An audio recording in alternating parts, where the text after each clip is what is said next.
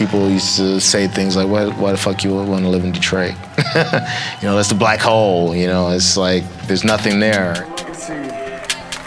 Detroit love. We must play music that we love. I've never tried to dismiss Detroit. I've always actually celebrated it when people were always trying to dismiss Detroit. And that made it even more important to me and close to me.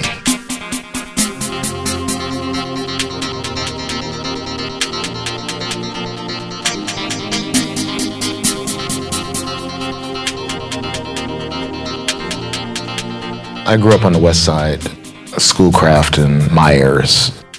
It was on the decline as I was growing up. A lot of Detroit was declining in the 80s. The most exciting aspect for me in my neighborhood was I had these guys who became like local legends that, you know, grew up right on my block. Paul Leslie grew up at the end of the street. He made Charivari. Every Saturday, I used to go skate at Northline Roller Rink. That was a big impact on me because, you know, you're skating to music, and it was a lot of the big records, Detroit records that we loved. There's always been a legacy of great musicianship from Detroit, always. Berry Gordy had said back in the 50s and 60s why he started Motown was because he wanted to do something that was like working at Ford Motor Company on the manufacturing line, where you're on the line and you're just making this product and you keep making this product and trying it out. Techno music, it was the futuristic view. Those robotics that were installed into these factories in the 80s were famous. They would be on the news and stuff, and for us, we'd see it on the news. You know, Star Wars just came out or something in 1977. You could see that you can automate things your own self with an 808, a sequencer, and you can make songs that are the soundtrack to this robotic assembly.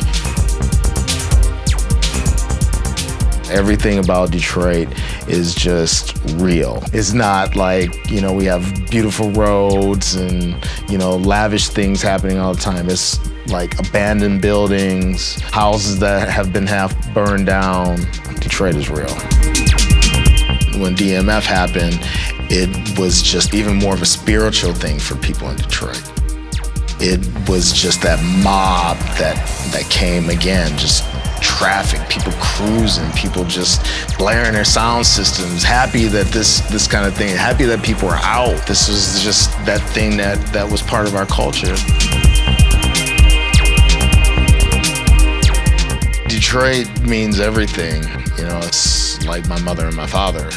They've always been there from the time that I was born until now, and the city's always been that for me. It's home.